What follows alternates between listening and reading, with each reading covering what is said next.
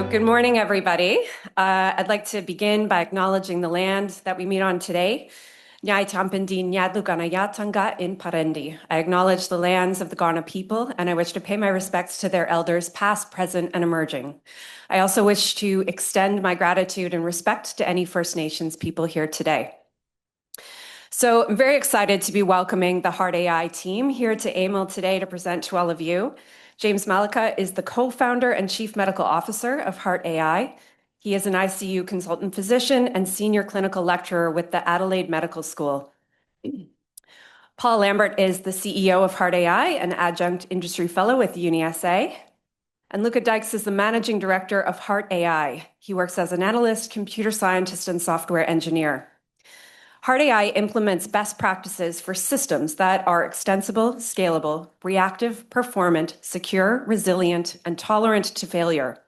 Their aim is to improve patient care for those most at risk of avoidable adverse events while in hospital to increase safety, efficiency, and effectiveness of hospital systems. So I'm very excited to have this South Australian group here today, and I would love to turn it over to James to kick us off. Thank you. Thanks, Melissa. Can everyone hear me okay? That's all right? Great. Yeah, really lovely to have this opportunity. And obviously, Melissa, what a recruit to South Australia you've been. We're thrilled to have you here doing the fantastic work that you're doing over Witchen and here as well. So apologies for the title. It's a little wordy, but it's also kind of goes to the heart of what I want to talk about today, which is how we can turn South Australia into an innovation hub around health informatics and then AI in particular. And I think everyone in this room would share our experiences around it being quite a frustrating environment to work in with a lot of barriers and not that many enablers. So today's sort of a journey that we've been on, and hopefully there's some lessons there for people, but also more importantly, I hope an opportunity to discuss where we're going and how we can work together to achieve that. So that's my background, ICU, MER, informatics, bit of research and stuff. And more importantly, that's my role within HeartAI. I'm going to talk about the journey to that today. This is the team. You get a chance to meet Lukah and Paul later on in this talk. So this is the talk today. It should go for about 20 to 30 minutes, depending on how much I crap on. But I'd really like to have a conversation and a Q&A session really afterwards. I think that would be the most productive. So as everyone here knows, we've invested in all scripts and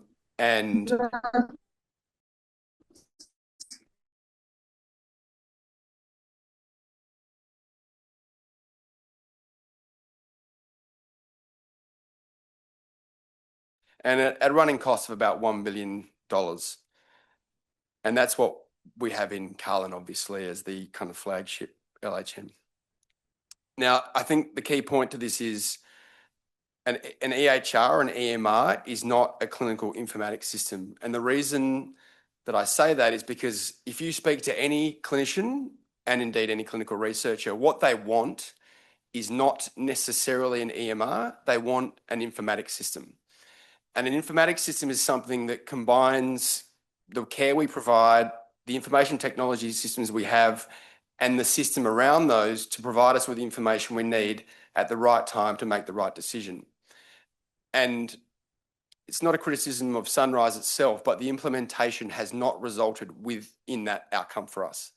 So there is a lot of frustration on the clinical floor around our inability to get that information as and when we need it. And that can be for live clinical decision making, but also for things like clinical research, audit, and quality improvement. So we have a disconnect between the infrastructure that we have spent a lot of money on and what we're able to use and deliver in our health services here. And I believe it manifests in things like ambulance ramping, and it manifests in things like long patient wait times and other kind of symptoms of a system under stress. It's not the only reason, but it's part of the picture. And the reason I'm focused on informatics is because if you look across the world in all the kind of the leading places and you look at the literature, You don't just leap off and implement artificial intelligence into health without a really robust informatics framework and foundation to enable the AI. And hopefully that is the direction we're trying to move in South Australia. It's not to say there are not success stories and examples of people who have achieved really special things.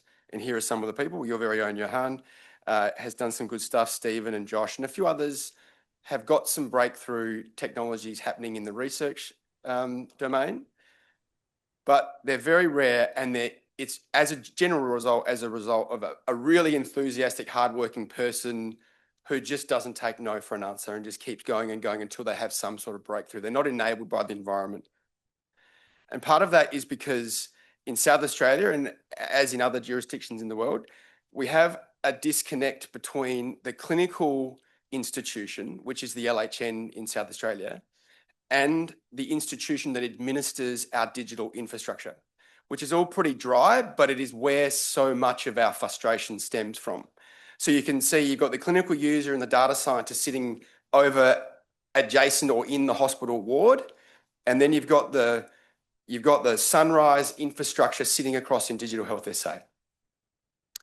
And the reason that we've had failures of breakthrough from both internally grown solutions and external third-party vendors is because you can attack the problem on one side of that fence, but it won't fix the problem on the other.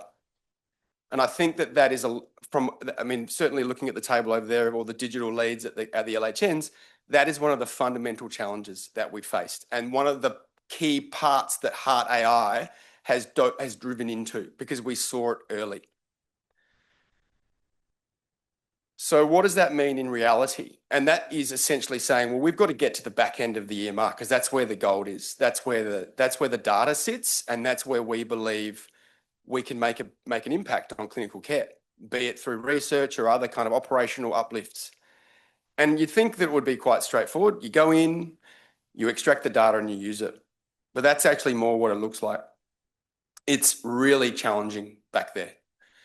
And we've spent the last 3 years really getting to know this environment that sits in the back of Sunrise. And the reason that lots of interventions and implementations fail is because of the difficulty around this. Now, I'm a clinical sort of researcher with a little bit of technical insight, but my technical colleagues and friends will have explained to me in detail just how hard this is. And I've just lifted a few of the challenges that sort of sit there when you dive into the back of the EMR. And I'll give you some real examples of how we fix this in my clinical environment, which is the ICU. But it's, in essence, it takes a long time. It's really expensive. It doesn't make sense. It's really hard to get a feedback loop to make sure that the staff who are entering the data into the system actually see the error. The people who are doing the extracts are often not necessarily experts in the space, and there's not a lot of governance around it. And so there's a whole lot of kind of accumulated barriers to do this work properly. So the overall summary in South Australia, and I don't want to be too down because I'm actually going to end this talk on an up note because I think there's some really good science happening in South Australia, but we're falling behind, really obviously falling behind, both the US and other centres around Europe. So I'm just going to give you a bit of example of what we've done to fix some of these problems. This is my PhD. I did a PhD with the University of Oxford and University of Adelaide, which was essentially just using electronic medical records to pull data that predicts clinical deterioration, which is kind of specific to ICU. We worry about patients on the wards who are having unrecognised deteriorations. And it was kind of an early adoption of this idea that we can build prognostic algorithms on interesting use cases. You know, everyone really understands the need to prevent clinical deterioration. So, you know, it was reasonably straightforward to fund. And the idea was that we would move away from a sort of a recognition system, which is what we use. I won't bore you with the details, but we have sort of standard early warning scores to a system that predicts it by maybe 6, 12, 24 hours. The hypothesis being that, you know, if you get to the patient early, you'll reduce the depth of the nadir of their illness and you'll have better outcomes. So great, we published, super fun, did a PhD, great. But the lesson that came out of it was that, you know, if you want to run an algorithm, you've got to have an engine. And to have an engine, you need to have live data feeds from the EMR. And you need to have kind of an end-to-end environment. And that was a pretty kind of shoestring HL7 system that kept falling over and wasn't supported. And so I came back to South Australia in 2019 going, well, I'd love to be able to bring a system like that into our hospitals, but we don't have an engine, we don't have the infrastructure. So that was the beginnings of HeartAI. And so that's when I met Lukah back in 2020 and, hunting around South Australia for a like-minded individual who was sort of filling on the technical side. And Lukah had been through the journey himself with some research around cardiac patients in ED. So we came together, clinical, technical, and we started to form this idea around, well, let's build a platform. Let's build a platform that will enable AI. And interestingly, over the last 5 years, my understanding and concepts around AI have changed a lot. And I've actually moved away from the idea that predictive algorithms are going to be clinically useful because they're not really bearing out in the literature, but we can come back to at the end. But we sort of thought, well, how can we do it? So we flipped it on its head, and rather than attacking a clinical problem, we attacked the infrastructure question, which goes back to this disconnect between the LHN and Digital Health SA. And Lukah, being a brilliant data architect, was able to negotiate his way through that system, and we had a lot of support, and we had a lot of other people come on board with us. But that was the basic idea. Let's get an engine that pulls data, can run an algorithm, and then I'll grab it and run with it in the clinical environments.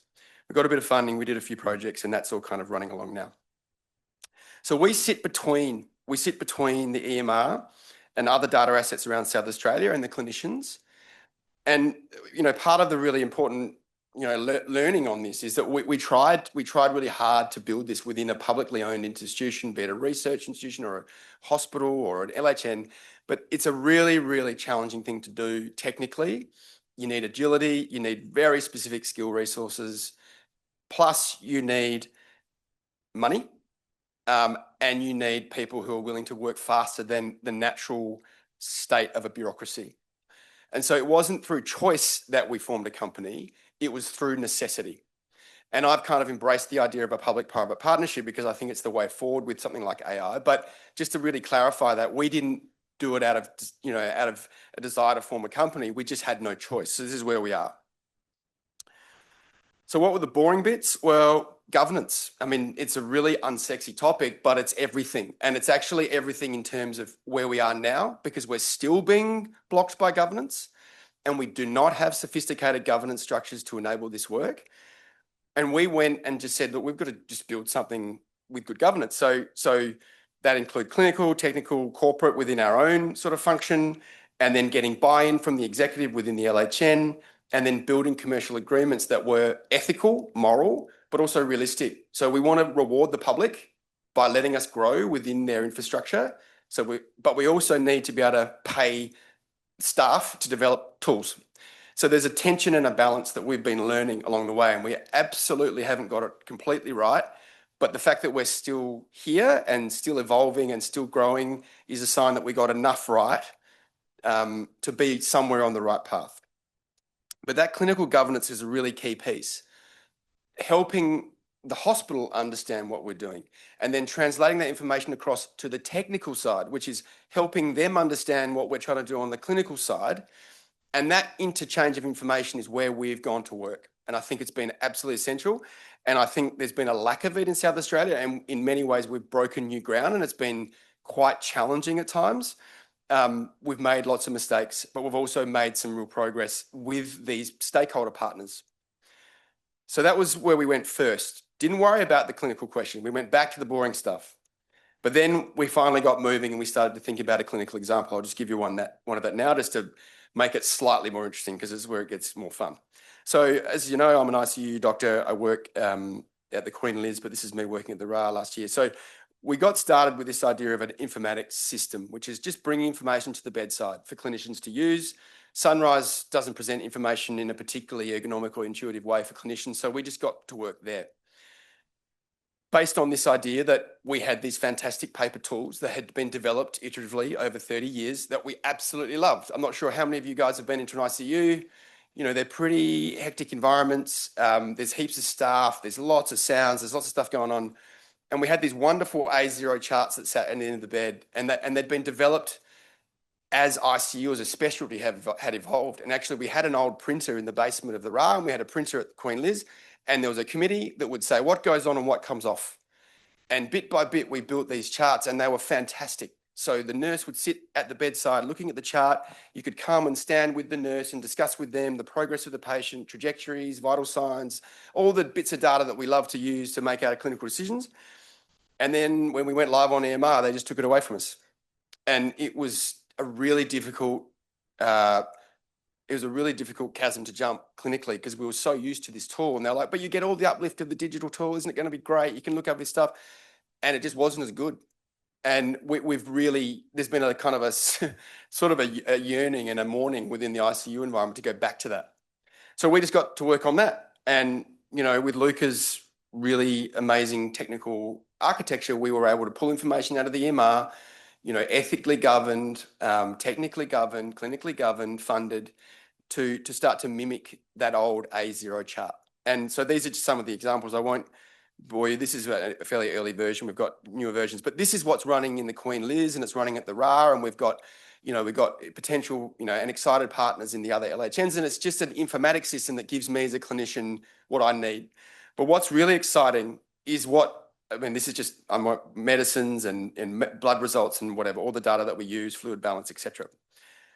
But what's really exciting is that underneath this user interface, which is almost like a filter, a validation filter, because we're seeing the data in real time and we're able to see the error in the data. So for example, aberrant blood results or aberrant vital sign results, we can correct it into Sunrise. So we're validating this data set. We've now got this beautiful big data set to start running really cool AI tools on.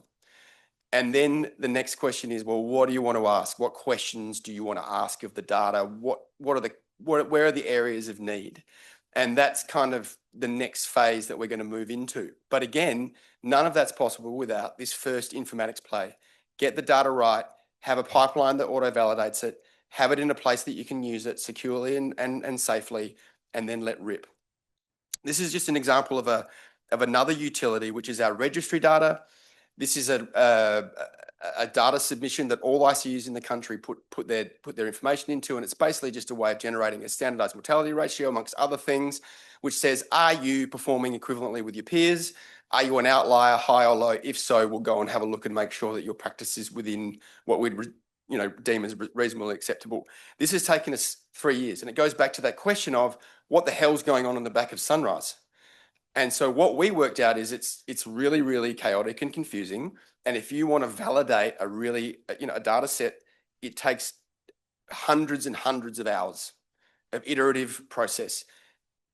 Extract the data, look at the data, get the nurses involved with the data entry to see it, go back to the bedside, educate them about where their putting information is, rinse, repeat, rinse, repeat, rinse, repeat.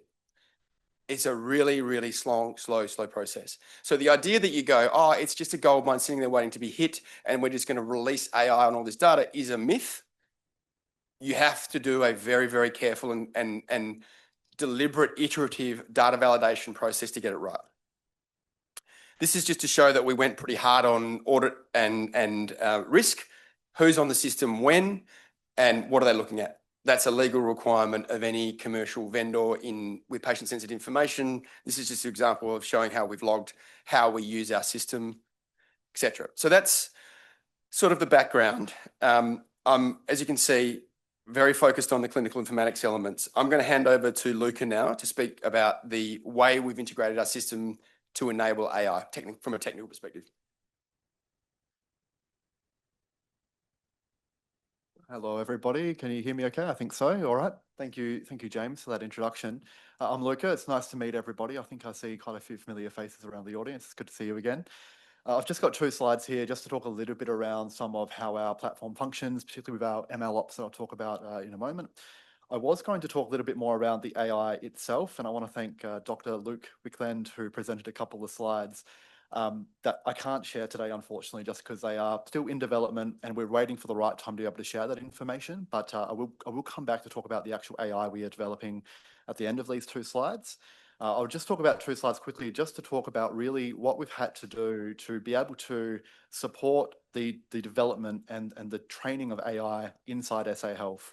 So to follow from James's introduction and really James's talk, a couple of the key points here are we really wanted to move to a situation that we could do AI training inside the SA Health environment and to support the real-time use of AI in the operational environments and the research environments that we're working with.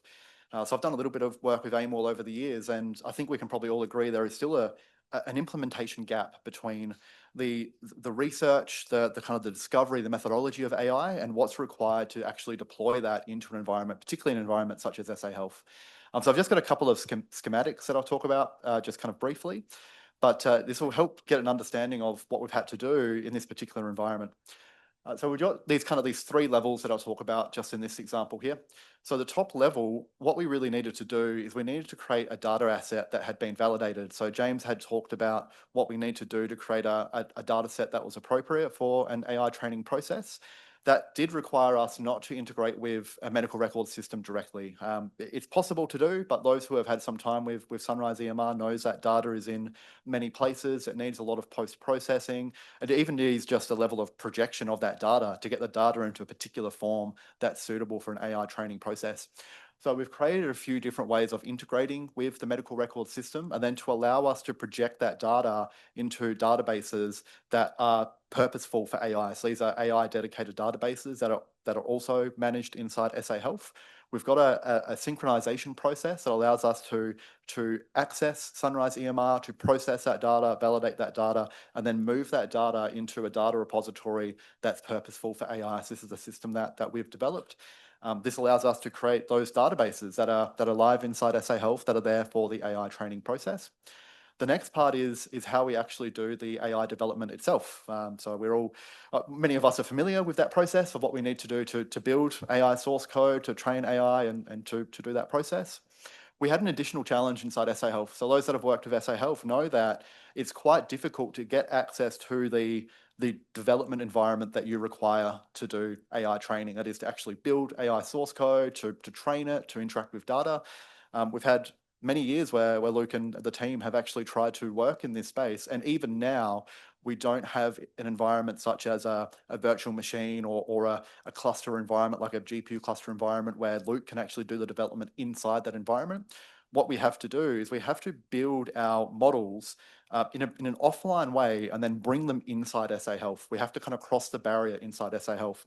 So the way we've done that, which is really in the second layer, is we've got a range of simulated data, synthetic data, and public data that we've built our AI representation, our AI model that we've built offline. And then we've got a process by which we package up our AI and deploy it inside the SA Health environment. So we've got a separation between the desensitized environment where we do our development and the sensitive environment where the data is, where we actually bring the AI and deploy the AI into that environment, which is represented by that middle layer. And you can see it's then consuming data from those databases that we've curated for that process.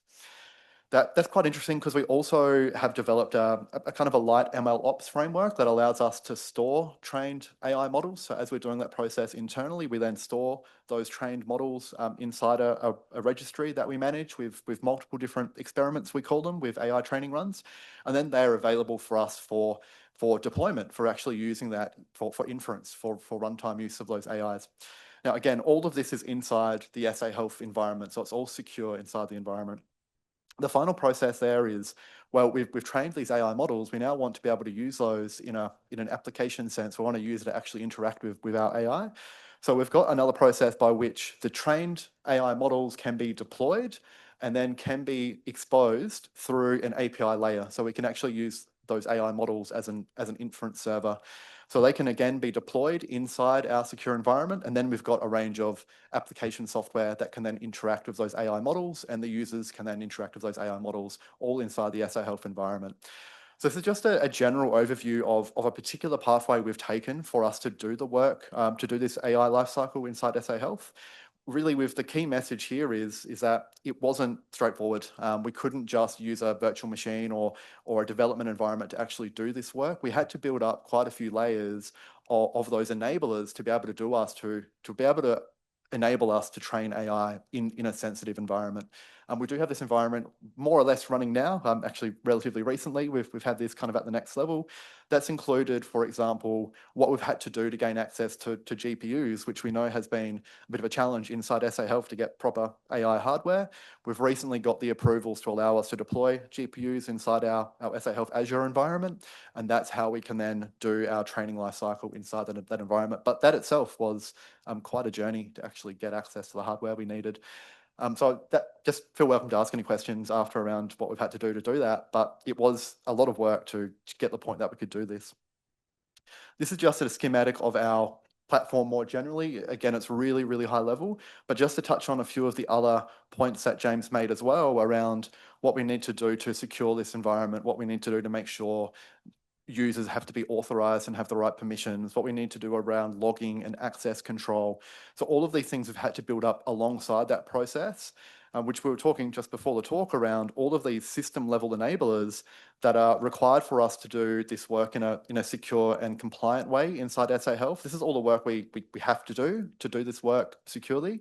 I think sometimes this side of the work gets overlooked because it's the stuff that is not directly related to the stuff that you see, but it's the work that really needs to be done alongside this process as well. So I think a lot of us in the audience have probably had similar journeys when it comes to AI implementation.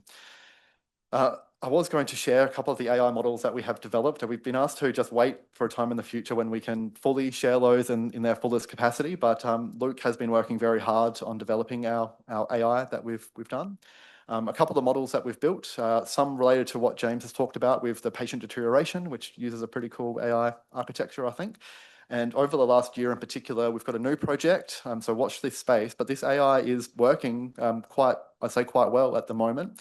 It does use a modern AI architecture, so it does use the kind of AI mechanisms that you'd be familiar with, including some pre-trained models, including some models that we're training ourselves, and some hybrid kind of learning between those approaches. So essentially modern AI that we've got access to now that we have been able to deploy in that environment. To emphasize James' point, to use those modern AI models that we've got access to now, they're really enabled by having not just the platform environment, but also having the data be purposeful for that process. So the work that really goes into the informatics side of having the data ready for the AI training process. So that's coming along. Hopefully we can share that next time, because Luke did prepare a couple of slides for us, but we'll look forward to sharing that next time. So James, I'll hand back to you. Thanks everyone. All right, we'll finish shortly and then I'll give it to Paul to finish off. So this is a really cool concept that I just sort of stumbled across a little while ago. Has anyone heard of desire paths? So desire paths are paths where people walk because they want to walk there rather than where they're being told to walk. And the reason it's interesting is, so if you look at those two universities, that what they did is they built the parks, they waited for it to snow, they watched where everyone walked, and they built the paths where everyone walked. And the analogy is that in research, in particular clinical research, and specifically around AI, the person who matters is the user. And in this case, the user is the clinician, but it could also be the consumer. It could be anyone, but by focusing on the user, you'll build a path that's useful, because people will follow the paths they want to follow. It doesn't matter what you build. And so it's a really powerful analogy. And when I saw it, it made perfect sense to me as someone who's trying to solve problems in the clinical environment. Because if you take any clinician, now we have lots of flaws and we can be pretty annoying, particularly when we get together because we think we're right on everything. But one thing we are good at is we're good at solving problems in our local environment. If you walk up to a hematologist and go, what are the things you need to fix in your unit? They will have a detailed knowledge of how to make it better, and they will make it better.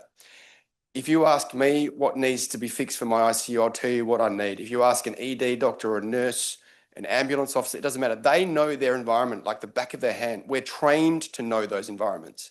So give us the tools to attack those questions and we'll fix them for you.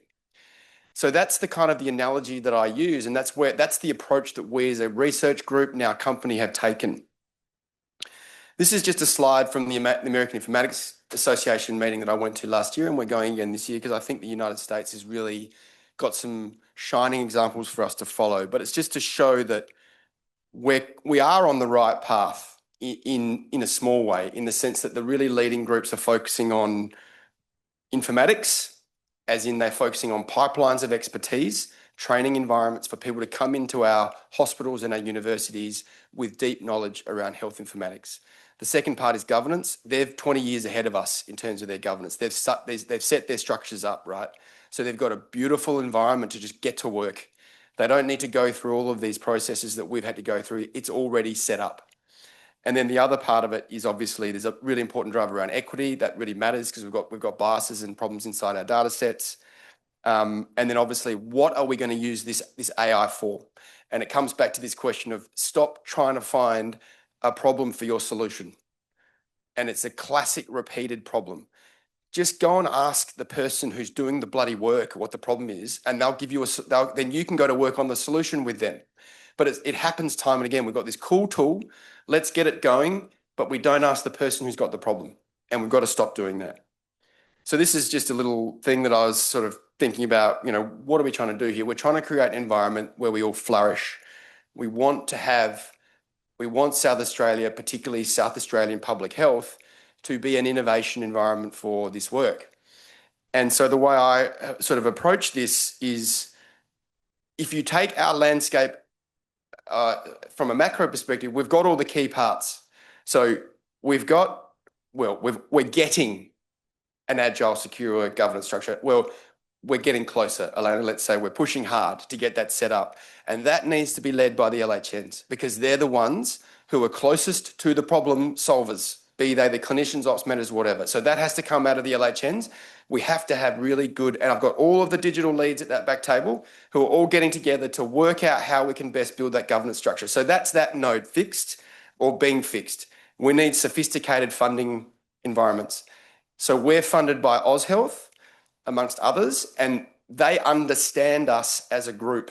They understand that we're going to be slow. They understand that we're going to have problems and there's going to be slow returns on investment, and we've got other priorities that are not just money-based, and they're willing to put that money into the game and see what happens because they believe in the mission. And we need more players within the SA Health environment to bring capital to lubricate this environment. We need people to manage the IP because everyone gets caught up on it and it's a total nightmare. So if you want to go into a university, if you want to come into AIML, the first question is who gets it, who gets the money, blah, blah, blah. We have legal experts around South Australia, but rather than waste time on it, just go and find them, get them to fix the problem, and then you can get to work. Again, it gets through that barrier. We need to have more forums like this. So again, thank you, Melissa, for the invitation, but also facilitating these seminars because they're really important. We need formal and informal opportunities to communicate and collaborate. Now, the way I look at that is you've got clinicians with problems, right? So you've got and that's that idea of matching the problem to the solution.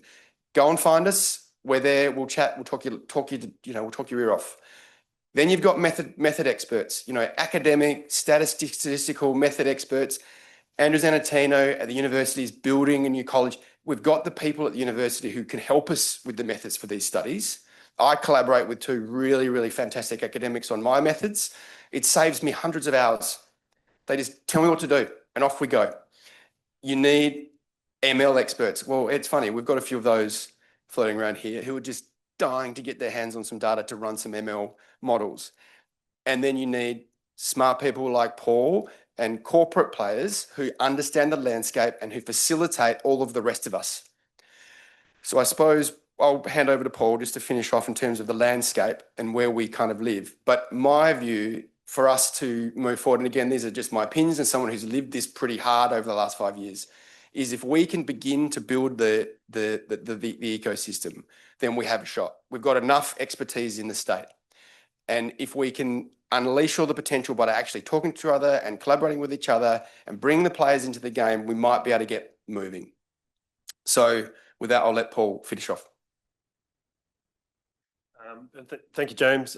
Thank you for having us. Paul Lambert's my name. I'm the freshly minted CEO. I've been involved with the HeartAI guys for 4 or 5 years, which dates back to my time within Central Adelaide Local Health Network as one of the aforementioned digital leads. And the reason that I kind of got involved with these guys is they were doing something different. They were doing something with belief, and they were approaching problems in a different way. They were looking to solve problems from the ground up. and then asking people like me to help them to solve the problems which they are encountering in terms of systems. So really my role within HeartAI is to try and remove barriers and really provide the runway for the real smart people, which are the people behind me, to do the things that they need to do to solve real problems. And we're doing that. We're taking steps forward. We're emerging from this research and development paradigm into something which is more recognizable as a company, as a software company, putting in place some of the governance steps internal to the company, establishing a board, looking at our quality management, and looking at how we then deploy in a whole range of environments. So yeah, look, I think there is a great opportunity for us in South Australia. There's a great opportunity for collaboration. There's a great opportunity for us to see how we can harness the work that we've done and actually drive some patient outcomes at both an individual and a population level. So that's all I'm going to say. I'll hand back to Melissa, and we're happy to take questions.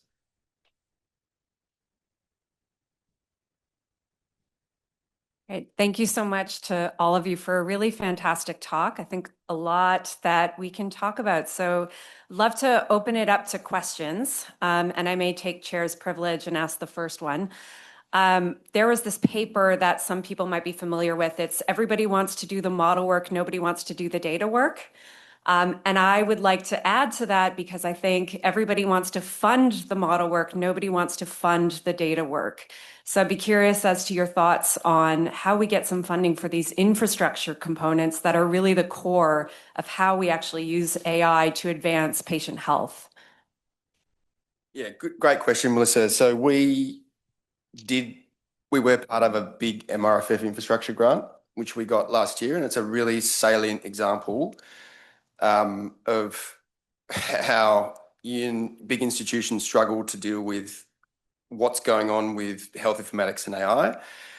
So there are obviously pathways for infrastructure builds, which is the MRFF infrastructure, grant, which I'm sure many of you have either read, put in for. There's a reasonable amount of money for them, but the problem is they move so slowly that by the time you've gone through the process, the grant application that you wrote is irrelevant. And that was certainly true of what we did. We wrote a grant application to build a sim environment for testing clinical deterioration models. And the idea is sound, but the technology's moved on. And so, because we're struggling to get the universities to move at the speed that we need them to move, I suppose going back to the original question around well, it's super exciting looking at the use case. The model, let's build a predictive algorithm that predicts clinical deterioration, which I did. Or it could be length of stay, it could be risk of acute kidney injury, it doesn't matter. Everyone's excited by that. But the reality is that if you don't do the data work, it will never happen. Or whatever you produce will be kind of junk and it won't be sustainable in a clinical workflow. And the second part of it is that, have you created a solution for a problem that doesn't exist? And it keeps happening in the literature. It's if you look at my sphere, which is clinical deterioration and sepsis, I think Anton's online, who's one of my colleagues. I mean, he and I keep discussing, well, do they even make a difference? Clinicians are pretty good. If you put a sepsis model into an ED, you aren't telling the ED consultant something new. They knew that patient was sick and they knew that they were most likely having sepsis. So the question is, are you upgrading from what we currently have? Which again comes back to our kind of core mission, which is just enable the user. I don't care what question you want to answer. I don't care what information you need. I just want to give you the information. And if you compound that through a system, then you would assume that you'd see an uplift in performance. So yes, I think that we do need to fund data work. God knows how we're going to do it. But we probably need to do it in a slightly faster time cycle, if that makes sense. And I think from my perspective, the only thing I'd add to that is that, as we evolve as a company, one of the things that we are looking to do to try and increase the pace at which we work is to be overtly commercial. And that brings us to points at times where we clash with a public sector ethos, whether that's health or whether that's university. But actually we have no choice. If we want to stay alive and if we want to do good work, we need to find ways in which we can fund that work, which moves in the cycles that reflect reflect the progress of the technology and the progress of the field, and that is rapid and that is fast. And so in this case, you know, the ethics of, well, what are the ethics of getting commercial funding to do this work? Well, the counterfactual is also there. If we don't seek that funding and we're not there and we're not alive and we're not in a position to actually fund this work, does that help us to deliver outcomes either? So, you know, these things are all a balance, and we're looking at all options to try and keep alive and try and keep moving fast.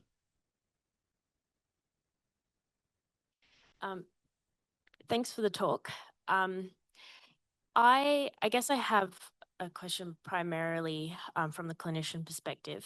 So for some background, I'm a human factors researcher at AIML. So I work with Melissa and my supervisor, Carolyn, on how cognitive decision-making functions in the face of algorithms, especially with clinical expertise.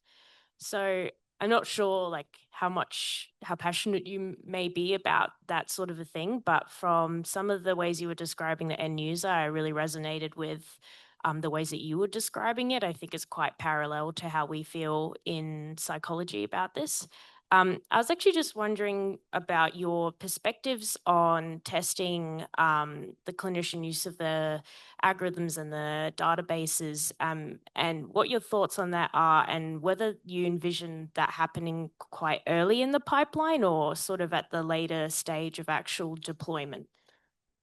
Yeah, fantastic. Big fan of human factors experts, and I collaborate with Daniel Sturman and Jamie Orton within the University of Organisational Psychology Department, and they're my methods experts actually. So just to go back to the KISS project, which is Critical Care Informatics System, we've been testing the user from the very beginning. I've got about 25 hours of video recorded usability tests with Think Aloud and cognitive walkthrough, etc. So that stems from my experience in Oxford when we were trying to build an algorithm for clinical duration, and the human factors expert went off on maternity leave, and I took over the human factors part of the project with no idea what I was doing, and had to kind of learn on the fly about just how important this stuff is. There's no point in building a system that's not usable for the user. So going back to this idea of who wants it, who's using it. So so the whole part of this informatics stack is I'm agnostic to what is presented. I'll ask the user. So in this case of the ICU product or platform, I've just asked my colleagues and said, what do you want? What do you want? What do you want? I started with the A0 chart because it was the closest I could come to a solution that had been built through a human factors process. They didn't mean to do it through a human factors process, but it was a pure iterative heuristic design. And so we started there, and then I've just been iterating the design upgrades based on what my colleagues tell me. So the same will be, and at the moment it's just clinical information for clinical decision making, but as and when we bring models online and things that are going to start influencing decision making, so clinical decision support systems or explainable AI, so things that kind of make sense to the clinician, then I'm led 100% by the methods that I'm employing and the users that I test. Now, again, Anton, who's one of my colleagues up in Queensland, he's got a PhD student who's asking this exact question: how do clinicians interact with AI outputs, be they CDSs or models or algorithms, doesn't matter. And they're diving in onto that question. And there's a fair bit of work on it. But again, my job isn't to solve that problem. My job is to give it to the user, test the user, and then iterate the stuff that we're building around the user. Now, it raises more sophisticated, complicated questions around, what is best practice? So let's say, for example, you introduce, some sort of AI tool in my clinical workflow. Then there are kind of important research questions that I need to ask. Is this going to affect patient care? Is it going to affect it in a positive way, in an adverse way, whatever? That's a different question. And that's when you've actually got a tool or an implementation that you're testing. But we're not there yet. So we're pre that intervention stage, which is we'll give you something that we think is pretty close to what will the best tool be. Then we've got to put it into a trial model. And again, there's more just to go into a slight tangent, that's when AI can be really helpful, because then you can augment your trials using informatics stack so that you're randomizing and bringing people into your trial using the automation that you've built into your stack. At the moment, it's all done manually. So you get a positive reinforcement cycle. You've got a tool, it's ready to go. You use the AI that you built to build your tool to then run the trial, if that makes sense. And then you're into a positive reinforcement cycle. So I hope that answers your question to a degree. That was really insightful. Thank you. I'm going to pick on you a bit. Yeah. Because I have some more questions. So this is coming from actually my experience at Sick Kids when we were working on our clinical deterioration tool. So we went, you gotta have a clinical deterioration tool. And we went to ask the users what they needed. So we talked to the nursing staff, we talked to the ICU physicians, we gave them 7 options all the way from a model card to a text-based feature explanation. Some of them want the spider graphs, some of them want feature-based explanations, some of them want counterfactuals, some of them want the time series analysis. Everybody wants something different. And one of the things that we now know is that text-based analysis that was the most popular is the most likely to make a clinician follow an incorrect AI algorithm. So curious what your thoughts are on that. How do we reconcile what the user wants with what's best? Yep. Yeah. Awesome. And that's, I really love that you did that bit of work because it absolutely reflects my experience of the way clinicians interact with all information. And that's certainly come through in the tests that I've done on my user interface, which is one of the offshoots of the study that I found is just, it's fascinating watching my colleagues make clinical decisions, and they do it in a very different way to me and to each other. And so this is, small group of fairly homogenous intensive care consultants all doing things in completely different ways, but all kind of landing in the same place, right? So again, it comes back to this idea that you've discovered something that's absolutely essential to any project that you want to do around clinical deterioration, which is be 100% agnostic about what you're going to spit out. The second part of this is go back to, I want information, be it around clinical deterioration, around medicines that I should be using, conversations with families, it doesn't matter. All I want is information. And so my view is that we should be moving away from this idea that we can predict something or project something. Just build a system that gives me the information as fast and efficiently and in as an ergonomic way as possible, and my performance will improve, be it around clinical deterioration or anything. Now, I'm not saying that we won't eventually dive in on predictive algorithms, because we will, but I think it's the equivalent of running before you can walk, because if you look at my workflows, I am not being given the information I need when fast, accurately, ergonomically. I've got to dig around for it, and it drives me crazy. And I'm not fully informed when I could be, because of our systems.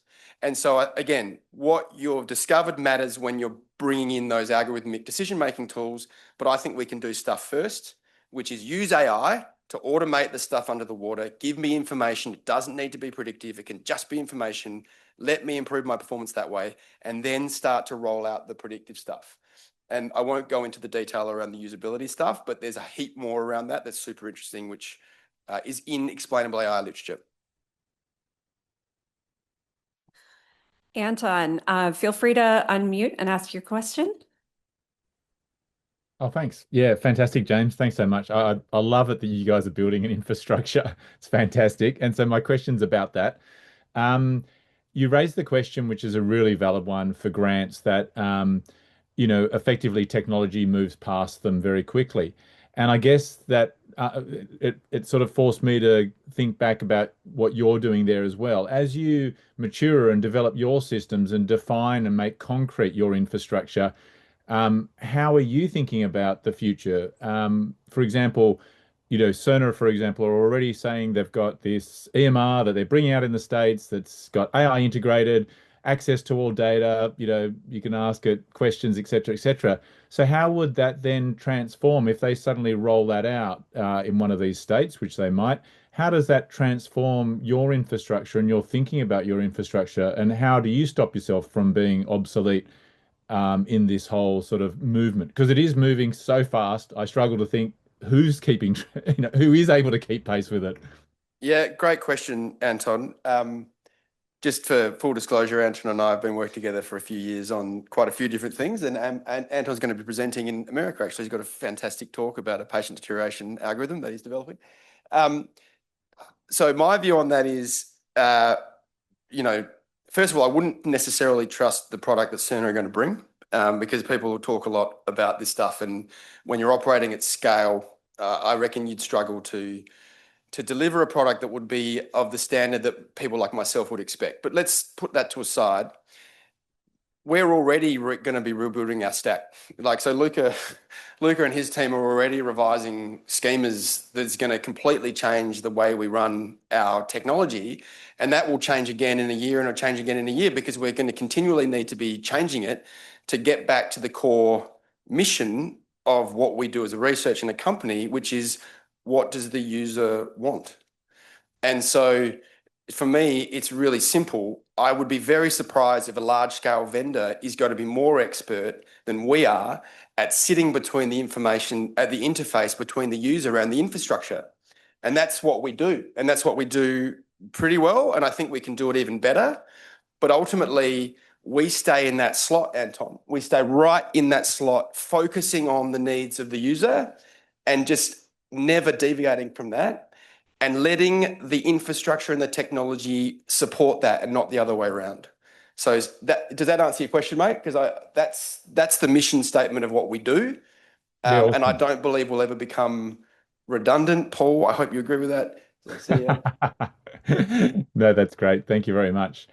One last very quick question, but is your system focuses in the ICU, where there's loads and loads and buckets of data, but does your system also apply to the ward as well?